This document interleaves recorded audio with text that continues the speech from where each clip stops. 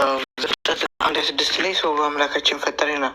እንዴት ነው ለክርስቲያኖች እነዛ አብ ወልድ መንፈስ ቅዱስ እንዳልሆነ የምንነግራቸው? ገባና ተማራ አንተ ገባና ተማራ የስላሴ ትምህርት በደንብ እያስተማረ ስለሆነ ተማር ገባና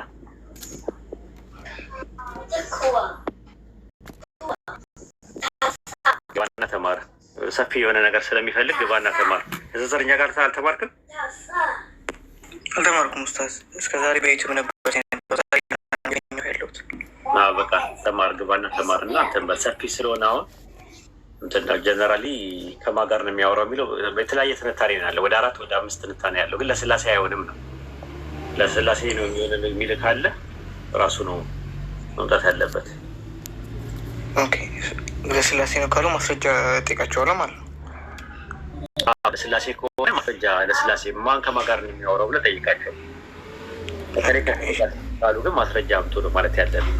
ከዛ በኋላ ነው ሲያቀታቸው ማብራራት ያለብህ ማለት ነው። የእነሱን ጥቅስ ወደ አንተ ማምጣት የለብህ እና ከዛ አንጻር ነው። እሺ ኡስታዝ ይዘከለ ቴንክ ዩ ያተለ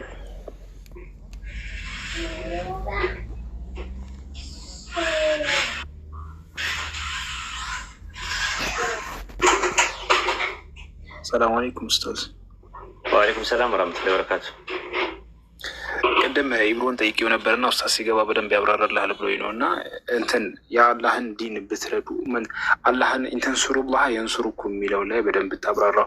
አረብኛው ላይ ማለት የአማርኛው እንትን ላይ የአላህን ሃይማኖት የሚለው አረብኛው ላይ የለም ብለው ይጠይቃሉ። እና እሱ ላይ እስኪ የተወሰነ ማብራሪያ ብትሰጥበት። አንተ እንዴት ነው የምትረዳው? ያው እኔ እዛ ላይ የሰማሁት ያው ለሰው ለማስረዳት ያህል በቂ እንትን እንዲኖረኝ ነው እንጂ ኢንተንሱሩላህ የንሱሩኩም ሲል ያው አላህ እርዳታ እንደማይፈልግ ግልጽ ነገር ነው። እና የአላህን ዲን ሃይማኖትን ብታግዙ አላህ ያግዛቸዋል የሚለውን ነው የኔ የምረዳው። ግን ሃይማኖት የሚለው እንትኑ ላይ ስለሌለ ኢማን አይመጣል። ምክንያቱም ሱረቱ ሀጅ ምዕራፍ 22 ቁጥር 64 ላይ በሰማይ ውስጥ ያለውና ምዕራፍ 35 ቁጥር 15 ላይ እናንተ ሰዎች እና ወደ አላህ ከልጃዎች ናችሁ፣ አላህ እርሱ ተብቃቂና ምስጉን ነው ይላል። ከሰው የሚጠብቅ ነገር አይደለም። እነዛ ከሆነ ሱረቱ ሙሐመድ ምዕራፍ 47 ቁጥር 7 ላይ እናንተ ያመናችሁ ሆይ አላህን ብትረዱ ይረዳችኋል፣ ጫማዎችን ያደላድላል ይላል። ብትረዱት ይረዳችኋል አለ። ቢማና አላህን መርዳት ማለት የአላህን ሃይማኖት መርዳት ማለት ነው። ለምን ሱረቱ ሀጅ ምዕራፍ 22 ቁጥር 40 ላይ አላህ ሃይማኖቱን የሚረዳው ሰው የሚል ነገር ሃይማኖቱ የሚለው ቢማና ይመጣል ነው። ገብቷል? አይ ካሉ ደግሞ አንደኛ ሳሙኤል ምዕራፍ 22 ቁጥር 30 ላይ ያከበሩኝን አከብራለሁ ይላል። አይ የረዱኝን እረዳለሁ እንዳለ ሁሉ ያከበሩኝን አከብራለሁ አለ። ሰው አምላክን ሲያከብርና አምላክ ሰውን ሲያከብር ምንድን ነው ልዩነቱ ብለን ስንል ጠይቀን ያከበሩኝን አከብራለሁ ማለትና የመስጠበና የመቀበል አዙሪ ውስጥ ነው የሚገቡት። ራሱ ያህዌ ማክበር አምልኮ ከሆነ ያህዌ የሚያከብረው ደግሞ ማክበሩ አምልኮ ነው ወይ ብለህ ጠይቃቸው። አይ ደግሞ ከፈለገ ደግሞ መርዳት የሚለውን ትፈልጋለህ ካልክ መጽሐፈ መሳፍንት ምዕራፍ 5 ቁጥር 23 ላይ ያው የያህዌ መልአክ ሜዞርን እርገሙ፣ ያህዌም በኃያላን መካከል ለመርዳት ያህዌን ለመርዳት አልመጡምና የተቀመጡ ሰዎች ፈጽማቸው እርገመዋል ይላል። ማንን ለመርዳት አልመጡም? ያህዌን ለመርዳት አልመጡም፣ አምላክን ለመርዳት አልመጡም ይላል። ስለዚህ አምላክን ለመምጣት አልመጡም ማለት ምን ማለት ነው? ትርጉሙ አምላክ ይረዳል እንዴ ብለህ ጠይቃቸው እስኪ። ምን ይላሉ? መልሱ አይረዳም ነው። ለምን ይኸው አልመጡምና አለ። እርገሟቸዋል። ሜሮዝን እርገሙ አለ። ለምንድን ነው የሚረግማቸው? ያህዌ በኃያላን መካከል ለመርዳት ያህዌን ለመርዳት አልመጡምና ያህዌን ለመርዳት ስላልመጡ እግዚአብሔርን ለመርዳት ስላልመጡ እርገሟቸዋል። ስለዚህ እግዚአብሔርን ለመርዳት ምን ማለት ነበረባቸው? መምጣት ነበረባቸው አይደል? እግዚአብሔር ይረዳል እንዴ ምን ማለት ነው ብለህ ስትላቸው ምን ነካ ወይድዬ ተው እንጂ ወይድዬ ምን ነካ ማለት አምላክን መርዳት ማለት ያው እንትኑ ነው አላማውን ምናምን መርዳት ማለት ነው፣ ሃይማኖቱን መርዳት ማለት ነው እንጂ ሊተራሊ አይደለም። እንዴት ነው የምታስበው? ስለዚህ እዚህ ጋር በቃ ተንሱሩ አላህ የሚለውን በተመሳሳይ አላህን ብትረዱ የሚለውን በተመሳሳይ ለምን አትረዱትም ነው። ያህዌን ለመርዳት የሚለው የአረብኛው ባይብል ተንሱሩ አላህ ብሎ ነው የሚያስቀምጠው። ታውቃለህ የለ አረብኛውን ባይብል ይኸው ራሱ አሁን አንተ ያልከውን ጥቅስ ነው ራሱ የሚለው ተንሱሩ አላህ ነው የሚለው። አንተ ያልከው አይደል? ተንሱሩ አላህ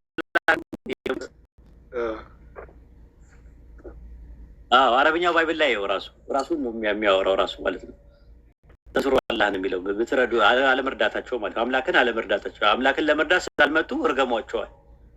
ስለዚህ እዚህ ጋር ተንሱሩ አላህ ብሎ ነው የሚያስቀምጠው ማለት ነው። ተመሳሳይ ነው እና ምንድነው እንዴት ነው የሚረዳው ማለት እኛ ሃይማኖት ዲን ብለን አለን። ዲንን እንደመርዳት አላህን እንደመርዳት ነው ስለሚቆጠር ነው ብለን አሰብን።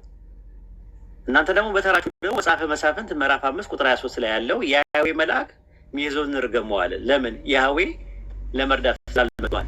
ምንድነው ይረዳል እንዴ? መርዳት ነበረባቸው፣ አልረዱትም እኮ ያህዌ። ግልጽ ነው፣ ግልጽ ነው። ጀዛኩሙላህ ኸይረን። እንደዛ ነው በንጽጽር ነው። መርሳትስ አንተ እንትን አለን እንዴ? እረሳቸዋለሁ ይላል አይደል ፈጣሪ? እሱስ ጥያቄ አይመጣም አንዳንዴ? እንደዛ መርሳት ፈጣሪ እንዴት ይረሳል ምናምን ነገር አለ። እረሳቸዋለሁ ምናምን ይላል የቂያማ ቀን። እሱን ሳይተዋል? እሱን አላስተዋልኩትም። ቁርአን ላይ እረሳቸዋለሁ ይላል። የቂያማ ቀን አለ እረሳቸዋለሁ ይላል። እረሳቸዋለሁ ሱረቱል አዕራፍ ምዕራፍ 7 ቁጥር 51 ላይ እነዚያ ሃይማኖትን መጫወቻና መሳለቂያ አድርገው የያዙትን ሰዎች ምን እላቸዋለሁ አለ። በታምራቶች ይክዱ በነበሩ በዛሬ እንረሳቸዋለን አለ። መርሳት ማለት ኢግኖር ማድረግ ነው። መተው ነው አይደለ? ተፍሲር ቁርጡቢ እንደዛ ነው የሚያ ዛሬ እንረሳቸዋለን ማለት እንተዋቸዋለን ማለት ነው ትርጉሙ። ግን መርሳት ማለት እንደዛ ነው። ብዙ አሁን እንዲህ ቋንቋው እንትኑ በጣም የመጠቀ ስለሆነ ብዙ አይነት ስለሚገልጸው እነሱ ይህ ሊተራል እንትኑ ቀጥታ ብቻ ስለሚረዱት ነው። ሚስት አንድ ጊዜ ሰው ባልን ምን አለች? ረስቶኛል አለች። ሰውየው ስምሽ ማን ነው ስሟ ማን ነው ብሎ አላት ባልየውን። ይኸው ስምሽን አልረሳውም ማለት አይ ረስቶኛል ወዲህ ነው ነገሩ አለ። ረስቶኛል ስትል ያው ያልጋ ጨዋታ ምናምን ነገር የለም ራሱ ዝም ብሎ ጀርባውን እየሰጠ ነው የሚተኛው የነበረው እና ረስቶኛል ስትል ትርጉም አለው ሩቅ እንኳን ሳትሄድ ማለት ነው ራሱ ማለት ነው። እና ሱረቱል አንዓም በሱረቱ ተውባ ምዕራፍ 9 ቁጥር 7 ላይ አላህን ረሱ፣ ስለዚህ እርሱም ተዋቸው ይላል። አይተህ ከሆነ ተዋቸው ይላል። ሌላ ቦታ ላይ ተዋቸው ነው የሚለው። ሌላ ቦታ ላይ ደግሞ እንተዋቸዋለን ነው የሚለው። እነሱ እንደተውን እንተዋቸዋለን ነው የሚለው። ታምራታችንን መጣለህ ተውካትም እንዲሁ ትተዋለን የሚለው። ስለዚህ ምንድነው መርሳት የሚለው መተው በሚል ቁርአን ላይ መጥቷል። ግን መርሳት የሚለውን ነገር ልክ ኢግኖር እንደማድረግ ሲገባቸው ፎርጌት ነው ብለው የሚረዱት። እንደዛ ከሆነ ባይብል ላይ ራሱ አምላክ እንደሚረሳ ይናገራል። ትንቢተ ሆሴዕ ምዕራፍ 4 ቁጥር 6 ላይ ማለት ነው የአምላክን ሕግ ረስተሃልና እኔ ደግሞ ልጆችን እረሳለሁ ይላል አምላክ። እረሳለሁ ይላል። እረሳለሁ ማለት ምንድን ነው? ኢግኖር አደርጋለሁ ማለቱ ነው ወይስ ፎርጌት አደርጋለሁ ማለቱ ነው? ኢግኖር ምን ማለት ነው? ኢግኖር ነው ራሱ። ኤርሚያስ ትንቢተ ኤርሚያስ ምዕራፍ 23 ቁጥር 39 ላይም እንደዛ ነው። የያህዌ ሸክም ብላችኋልና ስለዚህ እኔ ፈጽሜ እረሳቸዋለሁ ይላል። እረሳቸዋለሁ ሲል ምን ማለት ነው? እረሳቸዋለሁ ሲል ኢግኖር አደርጋቸዋለሁ ነው ወይስ ደግሞ ፎርጌት አደርጋቸዋለሁ ነው? ፎርጌት አደርጋለሁ። እና እንደዛ ነው።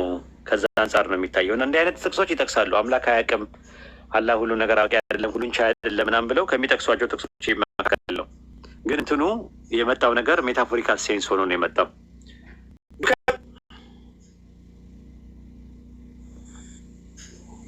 ዱከም ራሱ ረስቶኛል። እኔን ራሱ ኡስታዝ አሰላሙ አለይኩም ወራህመቱላሂ ወበረካቱ። ወአለይኩም አሰላም ወራህመቱላሂ። ዱከምን አስገቡት እስቲ። ዱከም አንዴ ና እስቲ።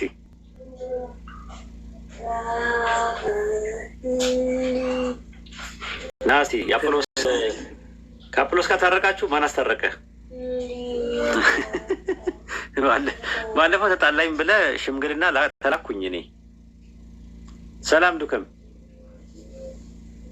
ወይ እንዴት ነበር? ሰላም ነው? ሁሉ ሰላም ታኛለህ? በቃ አድፍጬውን ስቀመጥ የሆነ አንተ ከመቼ ጀምሮ ነው ዩኒታሪያን የሆንከው? ከመቼው ልሰልማን ነበር እንዴ? ኧረ ከበፊትም ቆይቻለሁ እኮ ነው እኮ ዩኒታሪያን ቆይ የምትሆነው ማለት ፈጣሪ ለ1600 ዓመት የራሱ ሰዎች አልነበሩትም በምድር ላይ? ትሪኒታሪያን በቃ ሲመሩት ነበር የነበሩ ይህን ህዝብ። እናንተ ከ19 እስከ 87 እስከምትመጡ ድረስ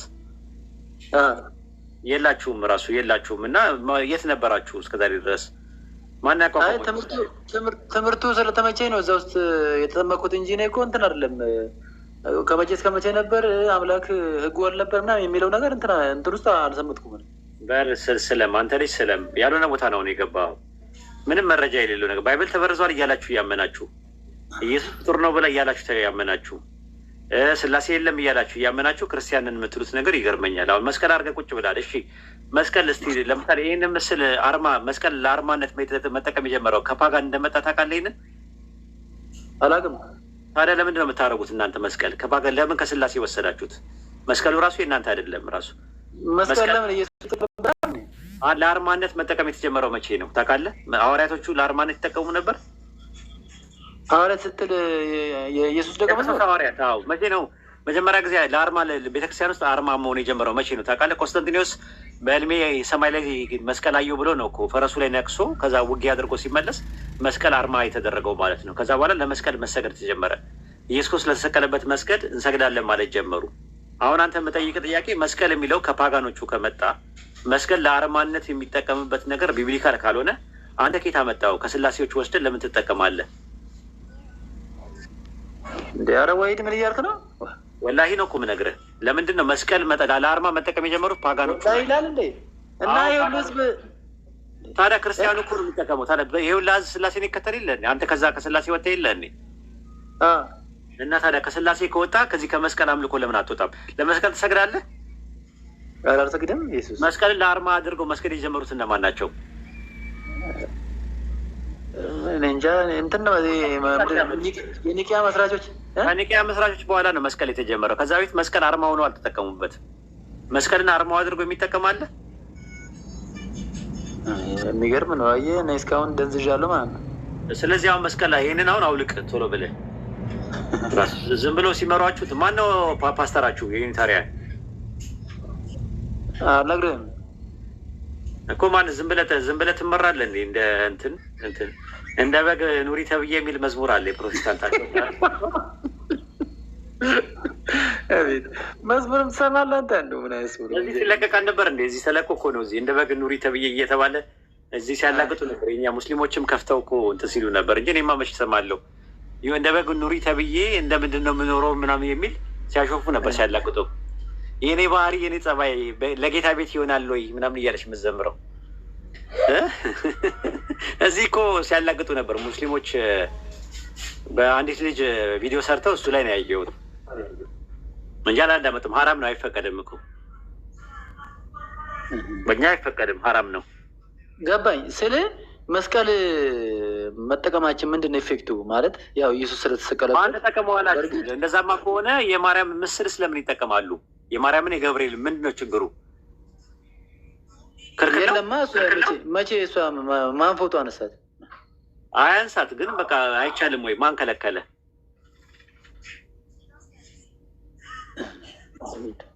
እንዴት አድርጌ ላውራ? ማን ከለከሏል? የማርያምን የገብርኤል ለአምልኮ እስካልተጠቀምኩበት ድረስ መጠቀም ትችላለህ። ለአምልኮ እስካልተጠቀምኩበት ድረስ ምንም ችግር የለውም ብለህ የአምላክን የኢየሱስ ክርስቶስን የመላእክትን የምናምን ምስል ለምን አታደርግም? ምን ችግር አለው ብለህ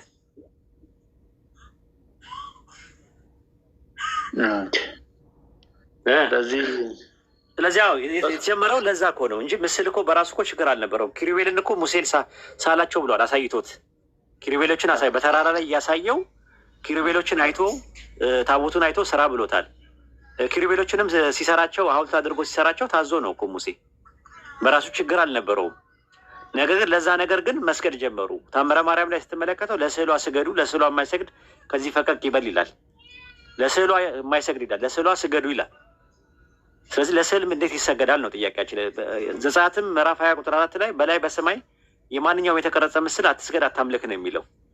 ስለዚህ ለእነሱ ለአምልኮ ተጠቀሙበት። አንተ ደግሞ ለአምልኮ ራሱ የተቀረጸ ምስል ነው። ትክክል ነው። በቃ አሁን ቆሎ መስቀሉን ነው እኮ የምልህ። መስቀሉን ለአርማነት መጠቀም የጀመሩት ፓጋኖቹ ናቸው። ፓጋን የግሪክና የሮም ፍልስፍና ላይ የተጠናወታቸው የስላሴ አማንያን ናቸው። ከእነሱ ከወጣችሁ ሙሉ ለሙሉ ውጡ፣ ካልወጣችሁ ደግሞ እንትን አትበሉ። ምልኩስና ትቀበላለህ?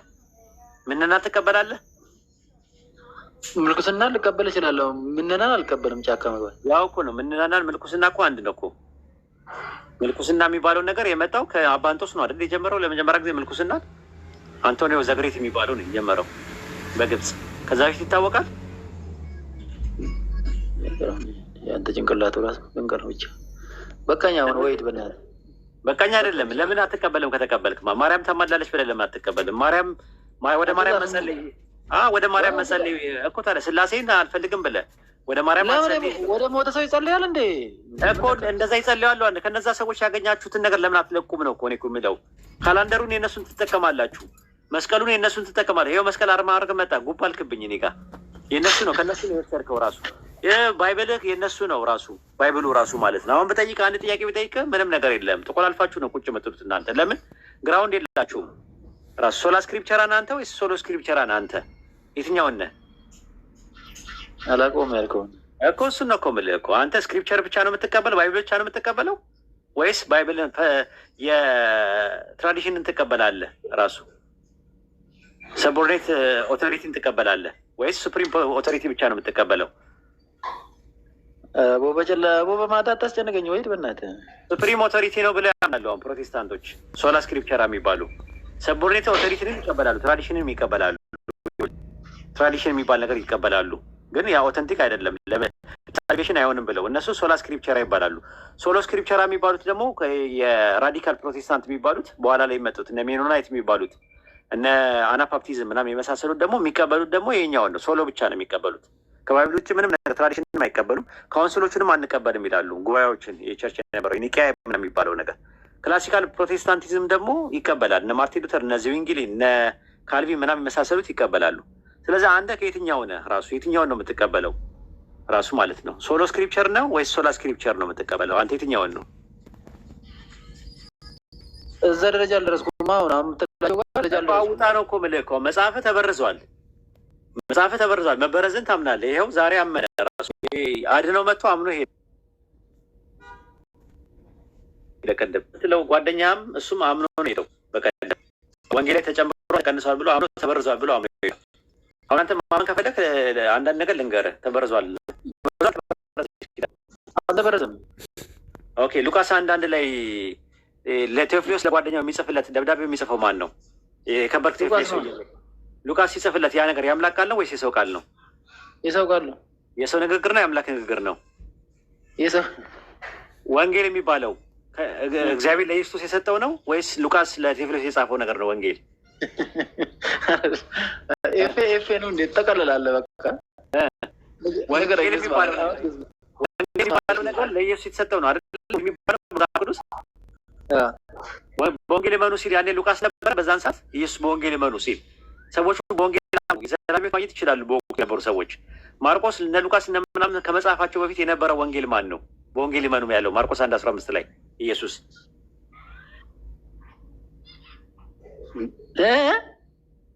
ማርቆስ 1:15 ላይ የአምላክን ወንጌል መስበክ ጀመረ ይላል።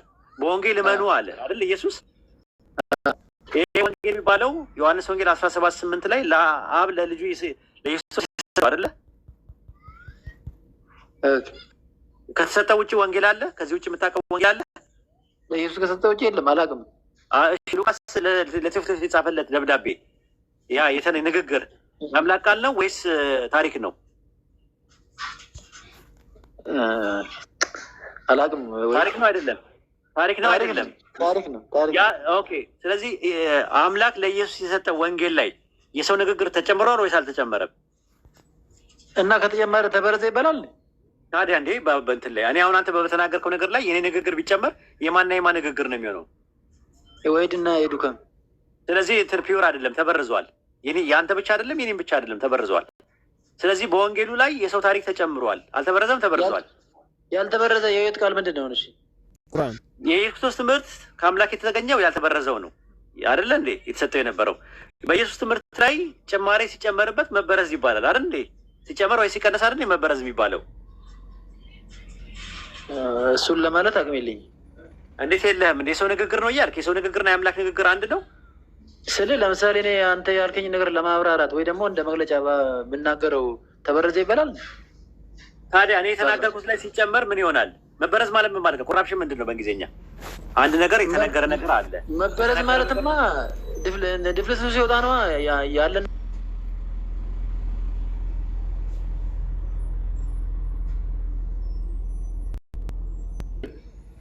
አይደለም። እያሱ አለ። እሺ ዘፍጥረት 14 ላይ እስከ ዳን ድረስ አብርሃም ሄደ ሲል ዳን የምትባለው ከተማ በኢያሱ ጊዜ ነበረች?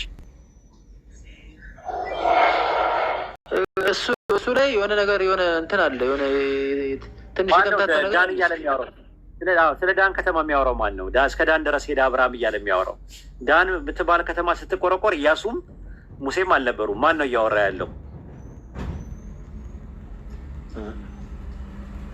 አሁን ያላስተዋልኩትን ነገር ነው እየጠየቀኝ ያለው። ስለዚህ ተበርዟል አይደለ? እንዴ ተበርዟል አይደለም? እንዴ ምን ነካው ልጁ? እንዴ ሌሎች እኮ አመኑ እኮ እና አድነው ላመኑ እና አንድ ጊዜ ማን ነው ያገባኝ? ሮይነር አመኑ ምናምን ሁሉም ያምናል። ኢቭን እንኳን ቤሪያ የምትለውም ራሱ ያምናል። ራሱ የሰው እጅ ገብቶ ምን አይላል? ታዲያ ሐዋርያት ማን ነው ሉቃስ ወንጌል 4:17 ላይ የጌታ መንፈስ በእኔ ላይ ነው ለድሆች ወንጌል ይሰብኩ ዘንድ ቀብቶኛል ለዕውሮችም ማየትን ብሎ አነበበው የኢሳያስን መጽሐፍ አይደል? የኢሳያስን መጽሐፍ ሲያነበው ከኢሳያስ መጽሐፍ ላይ ለዕውሮች ማየት የሚል ነገር አለ? የለም። ማን ነው የጨመረው? ኢየሱስ ነው የጨመረው ወይስ ሉቃስ ነው የጨመረው ያንን ነገር?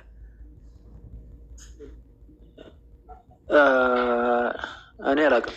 እሺ ያህዌ የሚለው ዮዴሄ ቫቬ እያለ ነበር ኢሳያስ 61:1 ላይ ያለው የኢሳያስን መጽሐፍ ሲያነብ ዮዴሄ ቫቬ የሚለውን እያወጣ ነው ጌታ እያለ ሲጠቀም የነበረው። ኩሬስ እያለ ነበር ኢየሱስ ሲጠቀም የነበረው። እንደ ማብራሪያ ከሆነ አዲስ ብሉይ ኪዳንን ያብራራው አዲስ ኪዳን እያነበበ ያለው እኮ መጽሐፉን የኢሳያስን መጽሐፍ ሰጥተውት ነው እያነበበ ያለው። ኢየሱስ እያወጣ እየመሰቃቀለ ነው ሲያወጣ ይላል። ልክ ነው። መጽሐፉን እየጨመረና እየቀነሰ ነበር ኢየሱስ ሲያነብ የነበረው ኢሳያስ 61 ሲሰጠው። ኧረ ኢየሱስ አይቀንስም ያምላክ ነበር። ታዲያ ማን ነው የጨመረው የቀነሰው? እዛ ጋር ተርጓሚዎች ከሆኑ እንግዲያውስ ተርጓሚዎቹ በረዘውታል ማለት ነው። ስለዚህ የተበረዘውን እያነከስክ መቆየት ነው እንጂ ሃይማኖት መቀየሩ ትርጉም አለው። አሁን በረዙን አምነህልኛል ማለት ነው። እያነከስ መቆየት ትችላለህ። መበረዙን አምነህልኛል አንተም አላምንኩም። ስለዚህ ቢበረዝም ሰዎች ቢያበላሹትም መጤዎች እንደዚህ ማለት የአምላክ ጠላቶች ቢያበላሹትም እያነከስክ ክርስቶስን መጠበቅ እንጂ ሃይማኖት መቀያየሩ ምንድን ትርጉሙ ነው? ሃይማኖትን መቀያየሩ አይደለም እኮ። እሺ ቀጥታ ልጠይቅህ እስኪ ዮሐንስ ወንጌል ምዕራፍ 1:19 ላይ አይሁዶች ሰዎች ይጠብቁ ነበር አይደለ? እንዴት አይሁዶች ሰዎችን ይጠብቁ ነበር የሚመጡ ብለው። እሺ ማን ናቸው ሶስቱ ሰዎች የተጠቀሱት እዛ ጋር? ሙሴ መሲሁና እንትና ናቸው። ማነው ስሙ ወደ ሰማይ ከእግዚአብሔር ጋር አካሄድ ነው። ሶስት ጥያቄዎች ነው የተጠየቁ። አንደኛው ኤልያስ ነው፣ ሁለተኛው መሲሁ ነው፣ ሶስተኛው ደግሞ ነብዩ ነው። ሶስት ናቸው። ነብዩ ዮሐንስ ወንጌል ምዕራፍ 1:21 ያለው ነው አይደለም? ሌላ ነብይ አለ። ከሙሴ በተለየ መልኩ የሚጠበቅ አለ። ከመሲሁ በተለየ መልኩ የሚጠበቅ ነብይ አለ። አንተ ክርስቶስ ነህ ወይስ ነብዩ ነህ ምናምን ብሎ ሲጠየቅ ነብዩ አይደለሁም ክርስቶስም አይደለሁም አለ። ነብዩ ማን እንደሆነ እስካሁን አልታወቀም። ስለዚህ የሚመጣ ነብይ አለ ከክርስቶስ በኋላ። ማን ነው ያ ነብይ? አልመጣም፣ እየጠበቅነው ነው።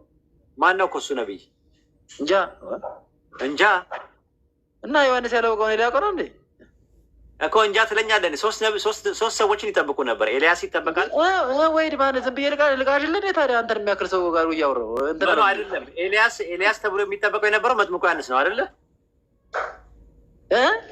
ኤልያስ ተብሎ የሚጠበቀው መጥምቁ ዮሐንስ ነው። ማቴዎስ 11:14 ላይ ባለው ጥቅስ መሰረት ኤልያስ መንፈስ ትክክል ነህ።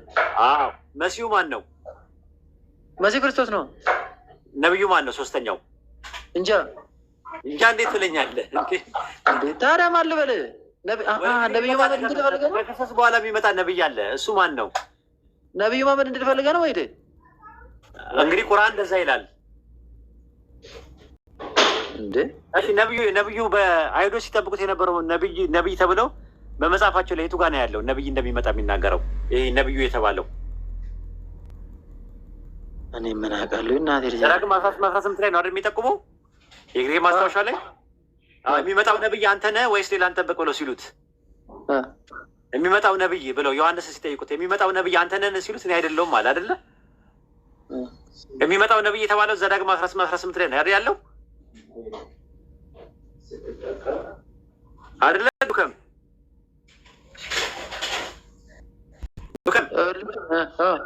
ዘዳግም 18 ላይ ነው እንደ ሙሴ ያለ ነብይ ከወንድሞቻችሁ መካከል ያስነሳላችኋል ይላል።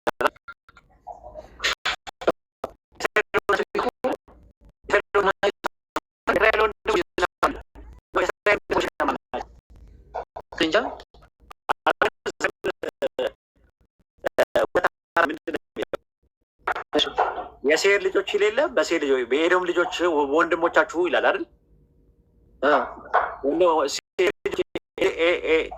ኤዶማውያን ባሉት አሉ። እሺ የእስራኤል ወንድሞች እነማን ናቸው? አረቦች ናቸው አይደል? አረቦች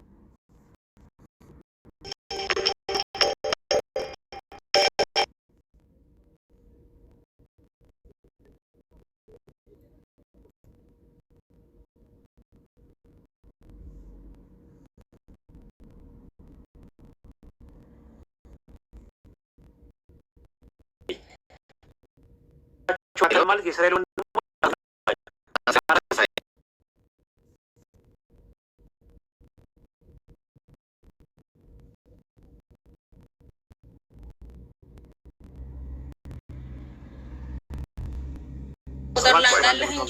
እንደዛ ነው። ቁርአኑ እንዴት ራሱ